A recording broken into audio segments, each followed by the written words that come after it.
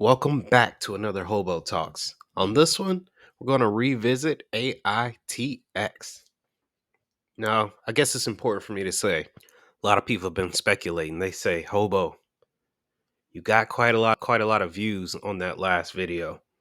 Well, not really. I mean, I'm pretty much small guy, but it is a lot of views for me. So I definitely appreciate it to anyone who watched my last video. But no, I am not directly affiliated with Aitx. As I have said in the past, I do own some of their stock. That's kind of my only affiliation. I don't know Steve Reinhardt's, never spoken to him over Skype or strategized on my next video. I wish I was that important. In case you haven't noticed, I believe I have actually let me see. Let me click over here. Not trying to show all my goodies off. Let's go over my YouTube studio.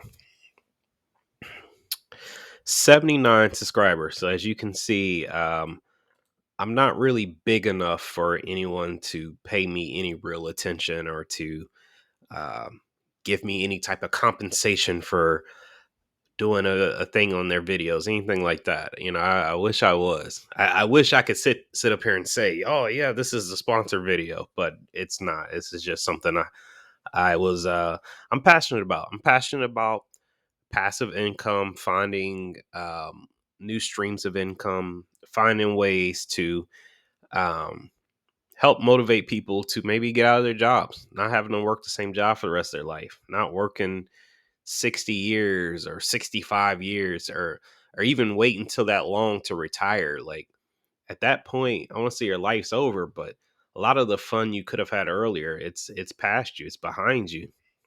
It's time to play for your grandkids to have fun or your kids to have fun at that time when you're 65. So that's really what a lot of this channel is about. I do some other stuff. I do some video games. I do some other.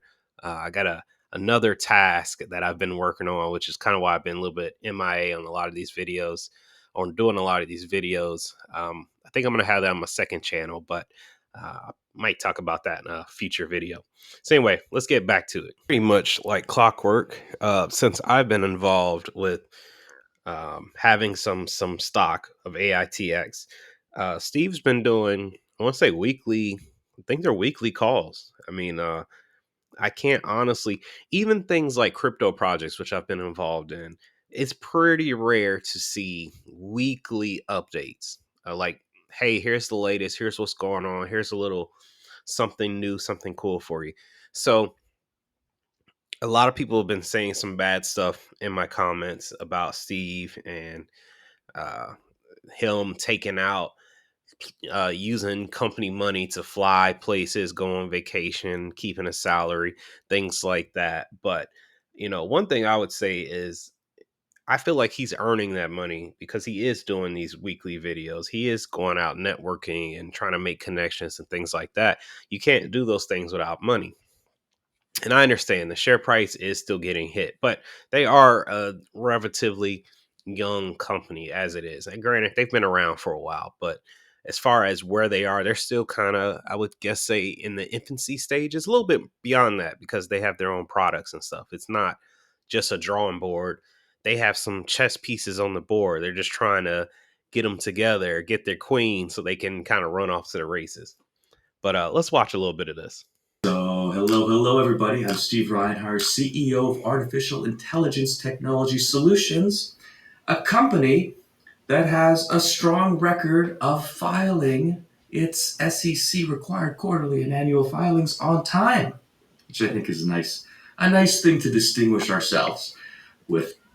One thing I'll say about that is, you know, it doesn't, I'm not going to say it means a ton, but what it does say is even though they're not on the NASDAQ, they're not on some of those higher end platforms, they're still on the pink sheets. They are doing what they're supposed to do, which is important because there's a lot of companies that don't because it's not quite as strict or stringent. I like the fact that they have a record and even they announce it ahead of time. Hey, this is coming out next Tuesday or next Monday, check this out. And sometimes he'll give a little bit of the information on the videos before it comes out, and then sometimes he'll wait till after the video and then reference it. But I think that's a great thing. But I wanted to lead with Troy's quote and say hello to everybody. Now, the Q is out. I absolutely encourage everybody to read it. Hey, it's your company. If you're invested, if you're fans, if you're following, read the details. I will say that I didn't update the business description at all, so that should largely be carried over from the prior Q. I, in general, like keeping things as conservative as possible. I'll probably give a more comprehensive update as to some business developments through press releases and so forth throughout the course of the rest of the fiscal year, which is only 6 weeks left.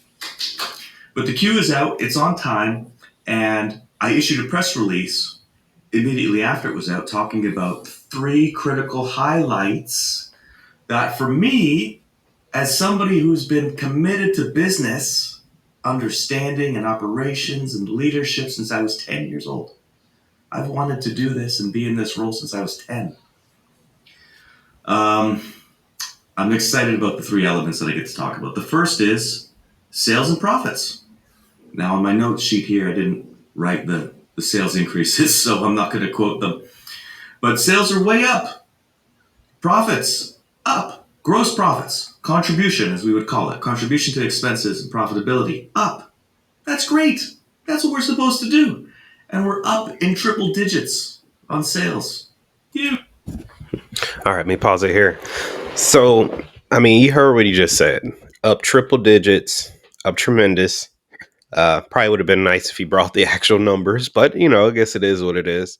On these calls, they're not meant to be the most formal business suit wearing things. I mean, you see, he was wearing a hat and a shirt. He looks like he's comfortable. But that being said, this is what you want to see. You want to see they're up. They had a profitability chart that they were putting in their presentation. I believe that was back in November, and the numbers seem possible, but even at worst, it kind of looked like something new. It was basically going to be a year from now, at best. At the very end of 2024, or maybe going into 2025, they should be able to become profitable. And I saw a lot of different charts people made, just kind of showing, well, they would need to double this, triple that, and grow 50% each month. And there's a lot of different scenarios on how they can get there. And but there's one that kind of stands out. And at the end of the day, it's growth. You need growth. Triple digit growth is great. Um, unless that's, hey, we had one and now we're at three, so now we're at 300%. you know so, and one thing is, just because they get orders for something, that doesn't necessarily translate directly into growth, because they still sometimes will have to build the device, they'll have to deploy the device, they'll have to get them up and running. But a lot of these things are designed that you will grow monthly recurring revenue, that maybe you just have one of them, one Rosa. Now you didn't upgrade to three. Maybe you see, oh, this will work good with a rad dog. And what I'm saying, just little by little, where you just improve on a situation. And once some more companies come out, saying, what a great job this is, that's only going to grow. And So, cheers to us for that. We're on the path. Now, generally speaking, generally speaking, as sales increase, costs increase, but not us. We have been reducing costs while increasing sales, which I think is also something that we should cheer. this is one that I think is important for a lot of people that are mad at him, saying he's been wasting a lot of money by cutting costs consistently. In a way, I would say he's agreeing, hey, we are wasting money in XYZ scenarios. Part of this is research and development. They don't have to keep it going because they have what they need. 2 weeks ago, he mentioned that they were going to go out and do some more R&D, and that might slow down their road to profitability, because now they're putting more money into research and development. But one thing I would say is, you don't want to get stagnant. So you do always want to kind of at least have an idea of what your next step is or what's your next goal. So AITX has to keep moving. They have to keep reinventing the wheel, if you will, and getting new people to sign up, because once you get them in, it's a lot easier to keep that stickiness. Cutting costs is a great way to work out and balance the books. So, yay for us on increasing sales profits while decreasing costs. Huge. At the same time, we've got some debt. And luckily for us, the debt holder is a friend of mine and loves our business and has poured $30 million of cash into this business and extended debt that was about to default by 2 years. Now, generally speaking, when a lender extends debt, he or she or the company wants consideration. Consideration would be the formal term for something. Consideration could be $1. It could be increased interest rates. It could be warrants. It could be a million different things. I think this is probably it may be the most important thing he mentions. Um, Anybody who's been following basically the stock market, the housing market, even like a company like Medical Properties Trust, a lot of the fear around it is in the loans, the debt that they have that they need to refinance at the much higher rates that are happening now versus the 2-3% maybe that they could have got a couple of years back. So what he's saying right now is whoever this lender is, and I don't know if he ever says, or even if it's known, because he says it's his friend, but the fact that they're letting them basically just extend it, it was due now, but we'll push it out a couple years at the same numbers is amazing. Not asking for anything in addition when they clearly could.